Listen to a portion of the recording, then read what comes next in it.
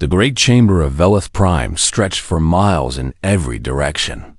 Floating platforms held representatives from 4,000 different species. Some had scales. Some had feathers. Some were made of living crystal or flowing light. They had come from every corner of the galaxy to decide the fate of worlds. Ambassador Korath Velsan stood at the center platform. He was old, even by the standards of his people. The Aetheri lived for thousands of years, and Korath had seen empires rise and fall like waves on a shore. His skin was pale blue, and his 4 eyes moved slowly across the assembled delegates. Today, they would decide which worlds would live and which would die. The Harrow Swarm has changed direction, Korath announced. His voice carried through the chamber without effort. Ancient technology made sure every species could understand him in their own language. Our projections show it will pass through the outer spiral arm within the next 50 cycles.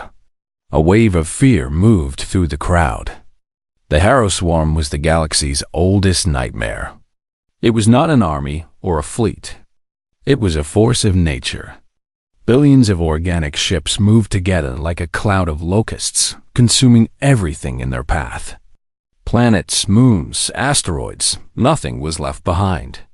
The swarm had destroyed hundreds of civilizations since the galaxy first learned to count the stars. We have identified the systems in the swarm's path, Korath continued. He waved his hand, and a holographic map appeared above him. Red dots marked the endangered worlds. Most can be evacuated in time. Our fleets will help move populations to safer regions.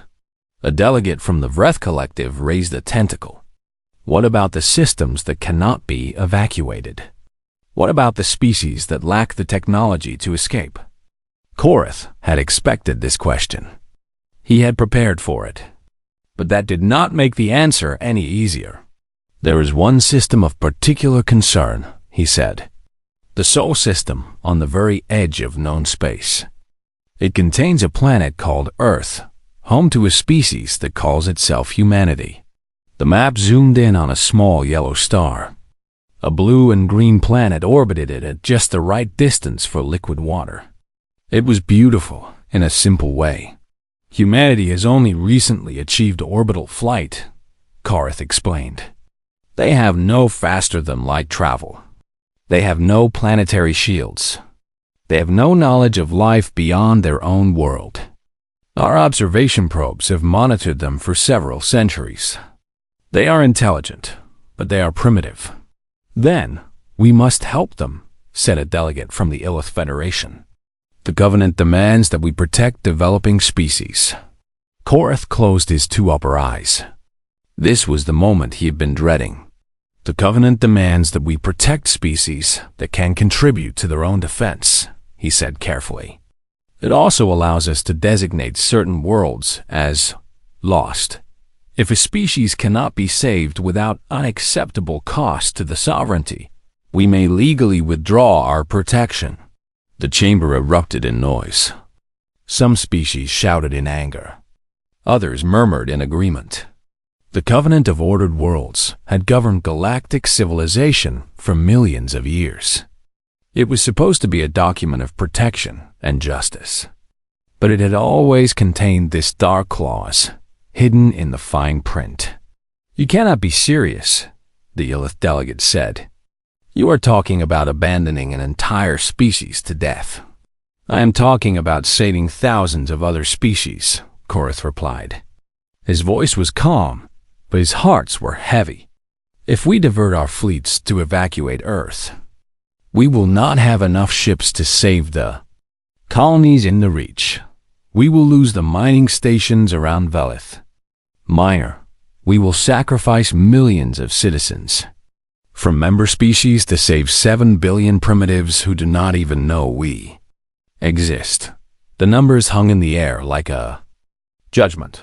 Furthermore, Korath continued, we have another option. Our scientists have found a way to redirect the swarm's path. We can use gravitational manipulation to guide it away from our core territories. But the new path will take it directly through the Sol system. Now the chamber fell silent. Everyone understood what Korath was really saying. They would not simply abandon humanity. They would aim the weapon at them. "This is murder," the Illith delegate whispered. "This is mathematics," Korath replied. 7 billion deaths to save 700 billion lives. The Covenant exists precisely for moments like this. We cannot save everyone. We must choose who lives and who dies. And we must choose based on value, not sentiment. The vote took 3 hours. Representatives argued and debated and pleaded. Some species walked out in protest.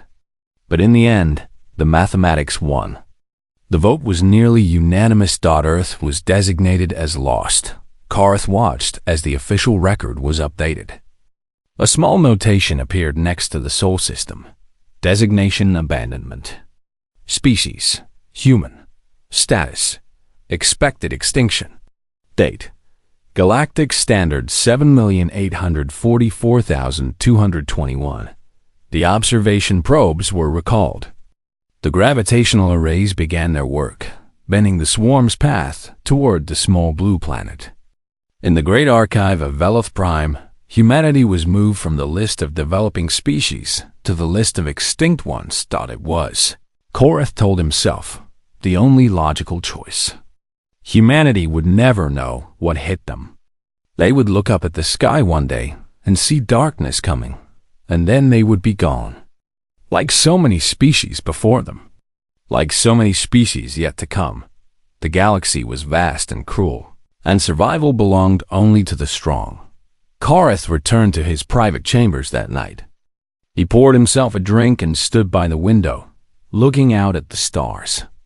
Somewhere out there, in a tiny corner of the spiral arm, 7 billion humans were living their lives. They were falling in love and raising children and building cities. They were dreaming of the future.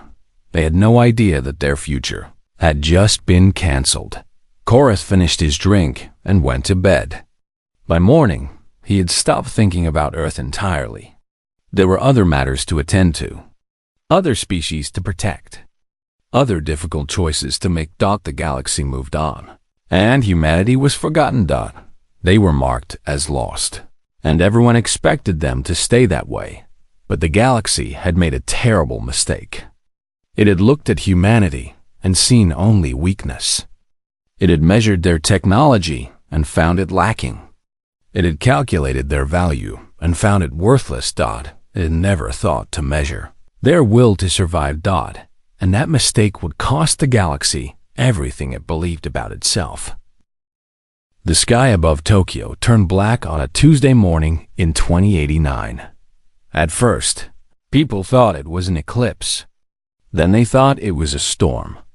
Then they saw the shapes moving in the darkness, and they understood that something far worse had come.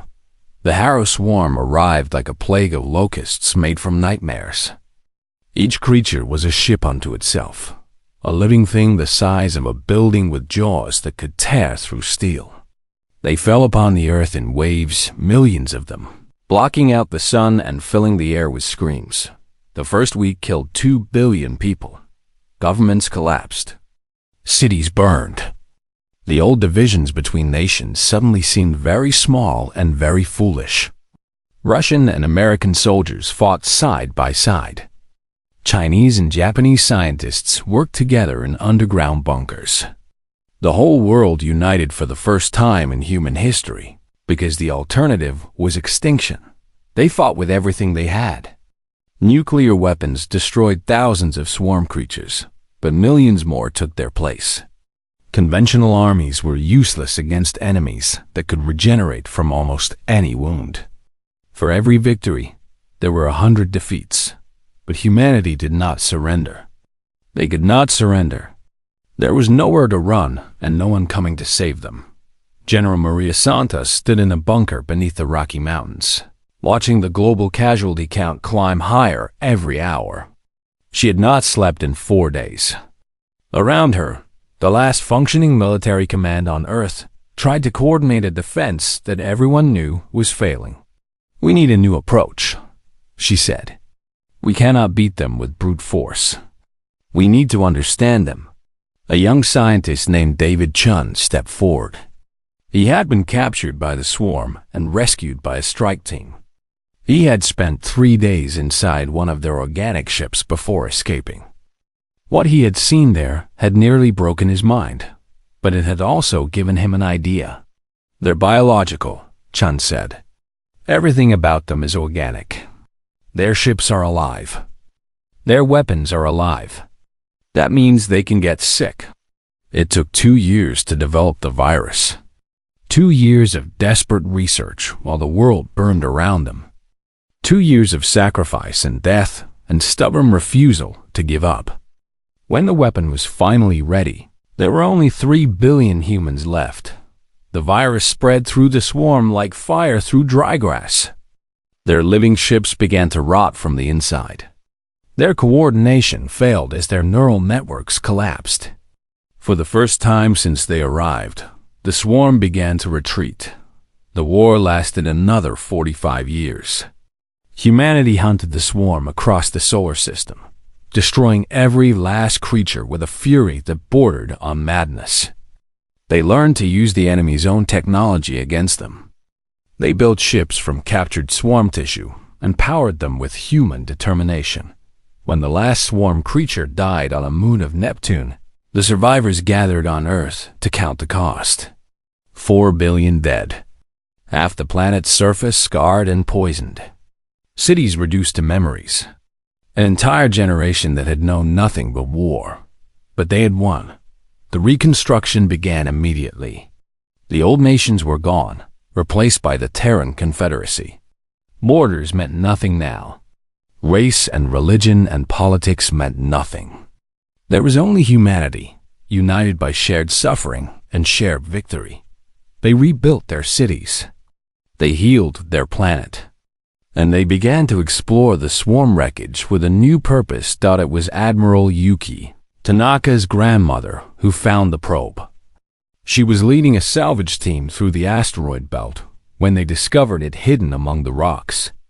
It was clearly not swarm technology. It was too clean, too precise, too artificial.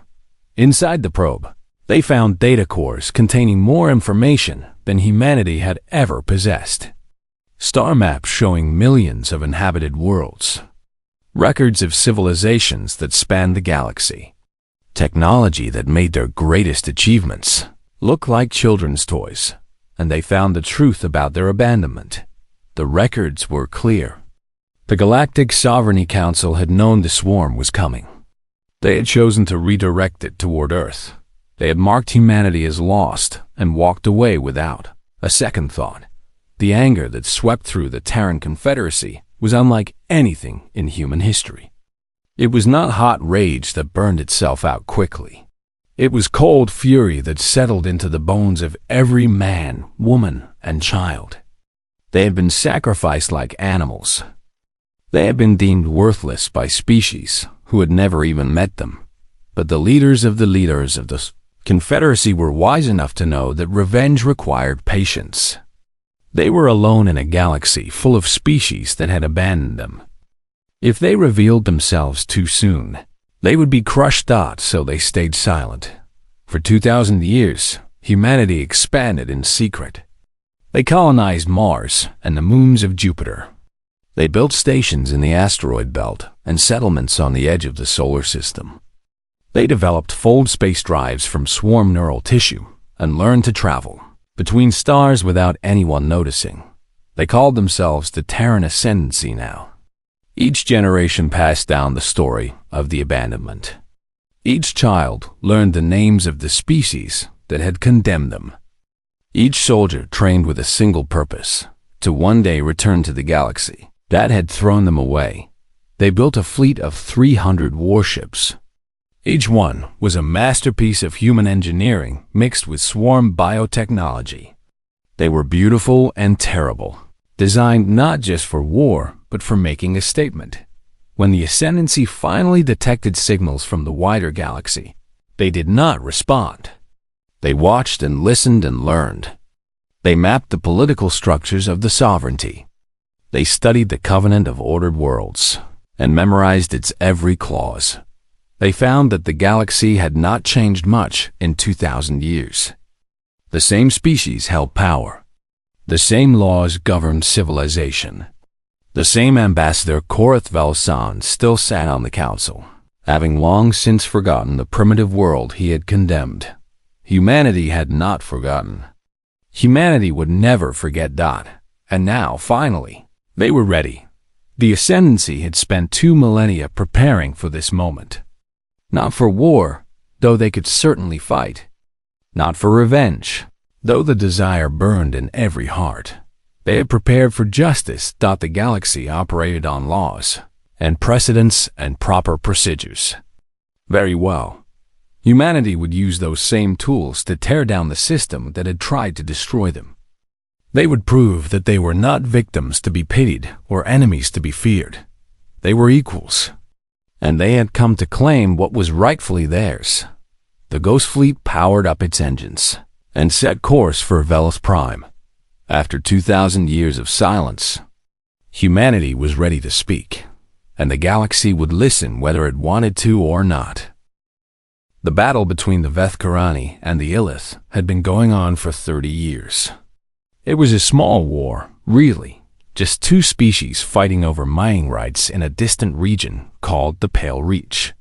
The Galactic Sovereignty Council had tried to mediate several times, but neither side wanted peace badly enough to make real sacrifices. Commander Threll of the Illith Federation watched the enemy fleet from the bridge of her flagship. The Vethkarani had brought twice as many ships this time. It was going to be a difficult fight. All weapons ready, her tactical officer reported. The enemy is within range. Threll was about to give the order to fire when her sensor officer made a strange sound. It was something between a gasp and a whimper. "Commander, you need to see this." The main display changed. The enemy fleet was still there, but now there was something else. Something that had not been there a moment ago. 300 ships emerged from fold space in perfect formation. They were unlike anything Threll had ever seen. Their hulls were dark and organic, like living creatures wrapped in metal armor. Strange lights pulsed beneath their skin. They moved with a grace that seemed almost predatory. For a long moment, no one in the Pale Reach moved. The Illith and the Vethkarani forgot their war. They simply stared at the unknown fleet that had appeared between them. Then the broadcast began. "This is Fleet Admiral Yuki Tanaka of the Terran Ascendancy.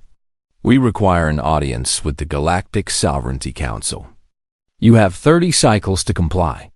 The words were spoken in a language that the translation systems could barely recognize. It was old, incredibly old, from a corner of the galaxy that had been marked as empty for over 2,000 years. "What is a Terran?" Threll's tactical officer asked. No one on the bridge could answer. Far away on Veloth Prime, the message arrived like a thunderbolt. The council had been in session, discussing trade agreements and border disputes when the communication came through. At first, the delegates assumed it was some kind of joke or mistake. The translation was difficult, and the name meant nothing to most of them. Then someone searched the ancient archives. Terra, a junior analyst, reported, his voice shaking. Also known as Earth, a planet in the Sol System outer spiral arm. Designated as lost in Galactic Standard, 7,844,221. Expected extinction by Harrow Swarm. The system has been marked as dead space ever since. The chamber fell into chaos. Dead space did not send messages. Extinct species did not build fleets. This was impossible. Ambassador Korathvel San sat in his private box above the main floor. He was old now, even older than he had been during the abandonment vote. His blue skin had faded to gray, and his 4 eyes did not see as clearly as they once had. But he remembered. He remembered the blue planet on the holographic map. He remembered the vote that had condemned 7 billion primitives to death. He remembered going to bed that night and never thinking about them again. And now they were here. Somehow, impossibly, they were here. "This must be a trick," said a delegate from the Vreth Collective. "Perhaps another species found their technology and is using their identity. The humans cannot have survived. The swarm was unstoppable." "The swarm was not unstoppable," Korith said quietly. The chamber fell silent when he spoke. "It was merely very difficult to stop. We assumed the humans could not do it because we measured their technology and found it lacking. We never measured their spirit." "What are you saying?" the Vreth delegate demanded. "You were there. You made the recommendation. Are you telling us you made a mistake?" Korith closed his upper eyes. "I am telling you that we may have created a problem that will not go away simply because we wish it would." The council debated for hours. Some wanted to ignore the message. Some wanted to send a fleet to destroy the unknown ships. Some wanted to negotiate. No one could agree on anything. Meanwhile, the Terran fleet waited in the Pale Reach. They did not fire a single shot. They did not make any threatening moves. They simply held their position and let the galaxy wonder. Admiral Yuki Tanaka stood on the bridge of her flagship, the TSS Remembrance. She was a small woman with gray hair and eyes that had seen too much death. Her grandmother had survived the Swarm War. Her mother had helped build the first fold space drive. Yuki herself had spent her entire life preparing for this moment.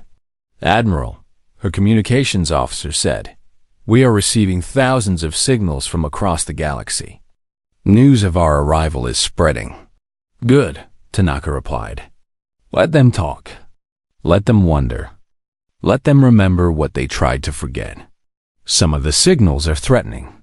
Several species are demanding that we identify ourselves and state our intentions." Tanaka smiled, but there was no warmth in it. "We have stated our intentions. We want an audience with the Council. What happens after that depends entirely on them."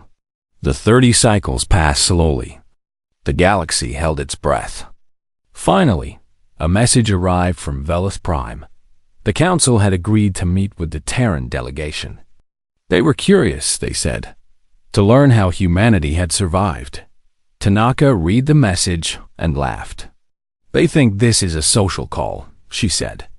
"They think we came all this way just to satisfy their curiosity.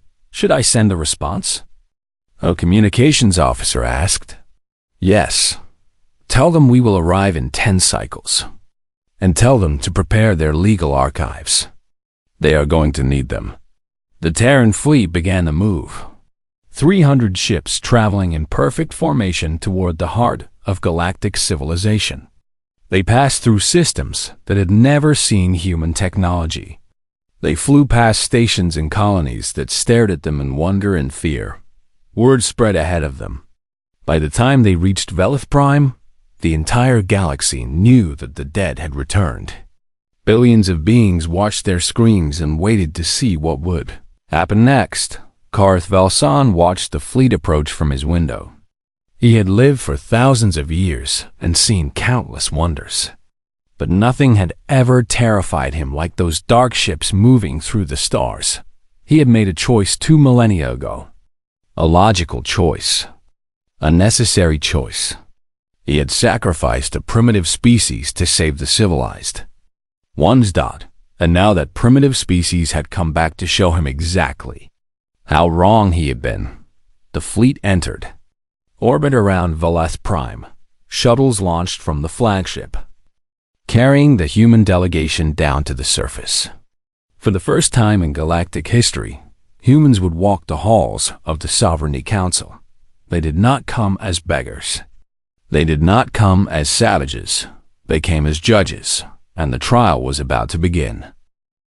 The Grand Forum of Velith Prime was the largest enclosed space in the known galaxy. It had been built to hold representatives from every species in the sovereignty. Today, every seat was filled. Billions more watched through broadcast, networks that reached across the stars.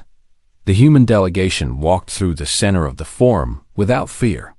There were only 12 of them, surrounded by thousands of alien beings who looked at them like they were ghosts risen from the grave. Admiral Yuki Tanaka led the group, her uniform decorated with medals that told the story of 2,000 years of silent struggle. The council's high platform loomed above them. Ambassador Korath Velsan sat at its center, flanked by the most powerful beings in galactic civilization. They looked down at the humans with a mixture of curiosity and contempt. "You may speak," Korath said. His voice was calm, but his hearts beat faster than they had in centuries. "Tell us how you survived the Harrow Swarm. The galaxy wishes to know." Tanaka did not bow. She did not offer greetings or thanks. She simply looked up at the council and began to speak. "We did not come here to satisfy your curiosity. We came here to file a formal complaint under the Covenant of Ordered Worlds. We accuse the Galactic Sovereignty Council of the unlawful abandonment of a sentient species. We accuse you of mass murder by negligence. And we demand justice." The forum erupted in noise. Delegates shouted in 100 languages. Some laughed at the absurdity of the accusation. Others sat in stunned silence. Korath raised his hand for quiet. "You cannot file a complaint. Your species was designated as lost. Under the Covenant, you do not exist. And yet, here we stand," Tanaka replied. "Which means either we exist or your designation was wrong. Either way, you have a problem." She gestured to one of her officers, who activated a holographic display. Documents appeared in the air, ancient records written in the formal language of the sovereignty. "We have spent 2,000 years studying your covenant," Tanaka continued. "We know it better than most of your own species. And we have found a fundamental contradiction at its heart." The display highlighted a specific passage. Article 7 of the Covenant requires that all sentient species be evaluated for potential contribution to galactic civilization. This evaluation must be thorough and fair. It must consider not just current capabilities, but future possibilities. She turned to face Korath directly. "Your own records show that Earth was evaluated based on a single observation taken 3 centuries before the abandonment vote. You looked at humanity once, decided we were worthless, and never looked again. You did not consider our potential. You did not give us a fair evaluation. You broke your own law." Korath felt a cold sensation spreading through his body. The Covenant allows for emergency decisions in times of crisis. The swarm threat required immediate action. "The swarm threat gave you an excuse," Tanaka said. "But it does not give you legal protection. Your records show that you had 50 cycles between detecting the swarm's path and making the abandonment decision. That was enough time for a proper evaluation. You simply chose not to conduct one." She paused to let her words sink in. The forum had gone completely silent. "Furthermore, you did not simply abandon us. You actively redirected the swarm toward our system. You used gravitational manipulation to aim a weapon at a planet full of sentient beings. That is not abandonment. That is targeted destruction." A delegate from the Veth Karani stood up. "This is ridiculous. The Covenant has governed this galaxy for millions of years. You cannot challenge it based on a single case from ancient history." "We are not challenging the Covenant," Tanaka said. "We are using it. And we are not the only case. Your archives contain records of over 400 species designated as lost in the past million years. How many of them were evaluated properly? How many of them might have survived if you had helped them? How many civilizations has this council murdered through legal procedure?" The delegate sat down without another word. Korath tried one last defense. "Even if your accusations have merit, there is no mechanism in the Covenant for a species declared extinct to file grievances. You have no legal standing." Tanaka smiled for the first time. It was not a pleasant expression. Article 43 of the Covenant. the right of demonstrated worth. Any species that proves its value to galactic civilization through significant contribution may claim recognition and membership, regardless of previous status. She signaled to her officers again. A new display appeared, showing data that made several delegates gasp in horror. The Harrow swarm has returned. It is currently in the outer regions of the galaxy, moving towards sovereignty space. Our projections show it will reach your core systems in approximately 50 years. Panic rippled through the forum. The swarm was the galaxy's greatest fear, the nightmare that never quite went away. We survived the swarm, Tanaka continued. We defeated it. We spent 47 years fighting it and 2,000 years studying its remains. We know its weaknesses, its communication methods, its vulnerabilities. We know how to stop it. She let the silence stretch for a long moment. We offer this knowledge to the sovereignty as our demonstration of worth. In exchange, we demand 3 things. First, immediate recognition of the Terran ascendancy as a full member of the Council. Second, a formal acknowledgement that our abandonment was unlawful. And third, a revision of the Covenant to ensure that no species is ever abandoned again without proper evaluation and review. Korath stared at her with all 4 eyes. And if we refuse? Then we return to our territory with our knowledge. And in 50 years, when the swarm arrives, you will face it alone. Perhaps you will survive. Perhaps you will not. Either way, we will watch from a safe distance, just as you watched us. The words hung in the air like a sentence of death. Tanaka turned to address the entire forum. We did not come here for revenge. We could have built a fleet large enough to destroy your civilization. We chose not to. We came here for justice. We came here to prove that survival is not a privilege granted by the powerful. It is a right that belongs to all sentient beings. She looked back at Korath. You have 30 cycles to decide. Choose wisely. The human delegation turned and walked out of the forum, leaving thousands of shocked delegates behind them. The broadcast networks carried their departure to every corner of the galaxy. Billions of beings watched and wondered what would happen next. Korath sat motionless on his platform. He had made a choice 2,000 years ago, and now the choice had returned to haunt him. The humans had done exactly what he would have done in their position. They had studied the system, found its weaknesses, and used them perfectly. He had underestimated them once. He would not make that mistake again. The galaxy had 30 cycles to decide its future. And for the first time in 1,000,000 years, the Covenant of Ordered Worlds was about to change. The 30 cycles that followed the human ultimatum were the most chaotic in galactic history. The sovereignty had stood united for millions of years, but now it began to crack. Some species refused to accept the human demands.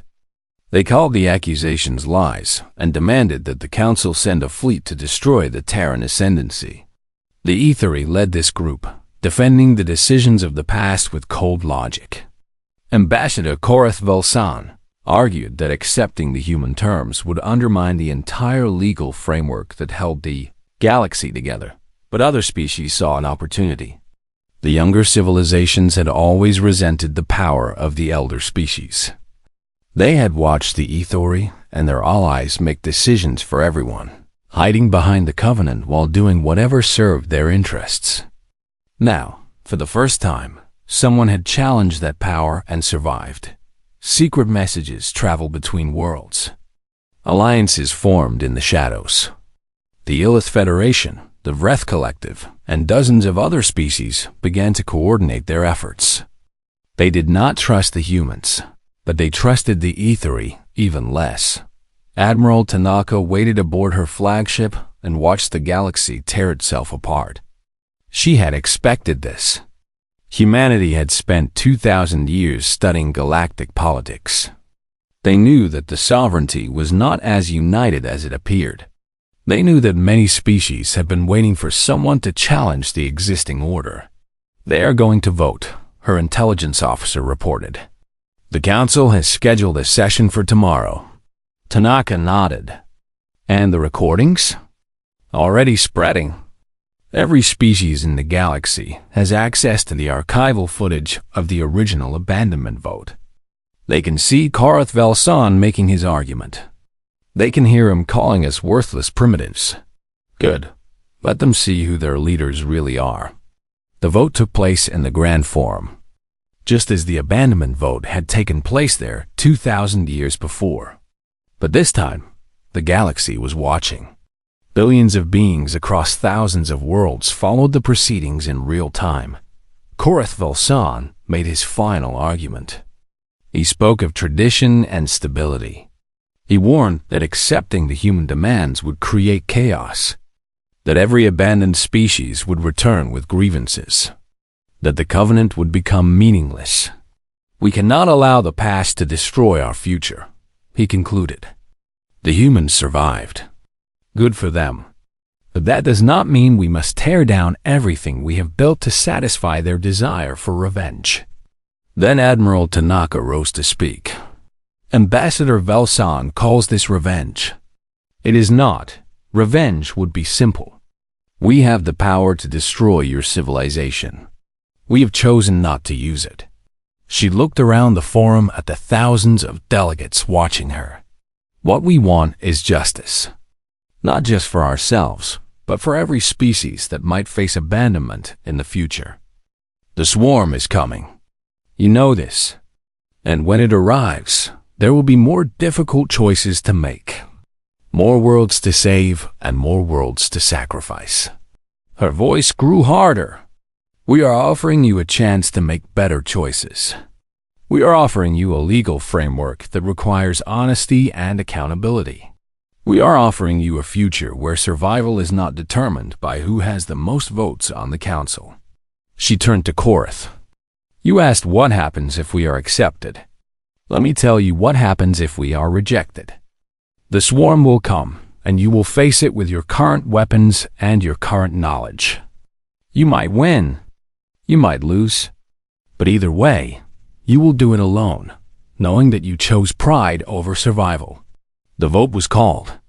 One by one, species announced their decisions. The Ethori and their allies voted against the human demands. But they were outnumbered. The younger species had finally found their courage. The Illith, the Vreth, the dozens of civilizations that had been waiting for this moment, all voted in favor of humanity. When the final count was announced, the margin was overwhelming. The Terran Ascendancy was recognized as a full member of the Galactic Sovereignty Council. The new covenant was drafted over the following weeks. Humanity worked alongside their new allies to create something better than what had come before. The final document contained several revolutionary provisions that no species could be designated as lost without active verification of extinction, confirmed by at least 3 independent observers over a period of no less than 100 cycles. All abandonment decisions required automatic review every century. Any species that survived a threat the Council had failed to protect them from could claim automatic membership. And most importantly, any species that abandoned another would be held legally liable for reparations if that species survived. The implications of that last clause were enormous. The Etheri had issued hundreds of abandonment designations over millions of years. If even a fraction of those species had survived, they could now return with claims of their own. The elder species faced potential liability that staggered the imagination. Karath Velsan was brought before a special tribunal to answer for his role in Earth's abandonment. Tanaka herself served as the chief prosecutor. The trial lasted 20 cycles and laid bare every detail of the original decision. When the verdict came, Karath was found guilty of unlawful abandonment resulting in attempted mass extinction. The tribunal debated his punishment for days. Many wanted execution. Others wanted imprisonment. Tanaka argued for something else entirely. Death would be too easy, she said. He is old, but his species, lives for thousands of years. Let him live. Let him watch as every abandoned species returns. Let him answer their questions and face their anger. Let him spend the rest of his very long life knowing exactly what he did and why it was wrong. The tribunal accepted her recommendation. Kareth was stripped of his position and his honors. He was confined to a small dwelling on a remote world, where he would live out his remaining centuries in quiet disgrace. He would receive news of every species that returned from abandonment. He would know their names and their stories. He would never be allowed to forget. 6 months after the new covenant was signed, the combined fleet set out to face the Harrow Swarm. Human ships flew alongside vessels from 100 different species. Admiral Tanaka commanded the entire force. The battle lasted 3 years. It was the largest military operation in galactic history. Billions of soldiers fought across hundreds of systems, using the knowledge that humanity had bought with 4 billion lives. When it was over, the swarm was broken. Not just defeated, but completely destroyed. Humanity's weapons and tactics had made the difference. The galaxy celebrated its survival and praised its human saviors. Tanaka stood on the bridge of her flagship and watched the last swarm creatures die. Around her, her crew cheered and embraced. They had done the impossible twice over. They had survived their own extinction and then saved a civilization that had tried to kill them. But Tanaka did not celebrate. She thought about the children who had died in the first swarm war 22 centuries ago. She thought about the billions who had given their lives so that humanity could survive. She thought about her grandmother, who had found the probe and learned the terrible truth. They had done this for justice. Not for glory, not for power, not for revenge. They had done it to prove that every species mattered, that no one had the right to decide who lived and who died, that survival was a right and not a privilege. The galaxy would never forget what humanity had done. But more importantly, it would never forget why. Years later, historians would study this period as the great turning point of galactic civilization. Before humanity's return, the strong had ruled through fear and legal manipulation. After the new covenant, every species had rights that could not be taken away. Tanaka lived long enough to see the first former abandoned species return. They were called the Melith, a civilization that had been designated lost 800 years before humanity. They had survived in secret, just as humanity had, and now they came forward to claim their place in the galaxy. Tanaka welcomed them personally. She told them that they were not alone, that the universe was no longer a place where the powerful could sacrifice the weak without consequences. The Melith ambassador asked her what had driven humanity to fight for so long, through so much suffering, against such impossible odds. Tanaka smiled. For the first time since the war ended, there was warmth in her expression. "We refuse to die," she said simply. "And then we refuse to let it happen to anyone else." The galaxy had marked Earth as lost, but Earth had marked itself as eternal. And now that eternity belonged to everyone. The stars shone bright above Velith Prime, and for the first time in 1,000,000 years, they shone with hope.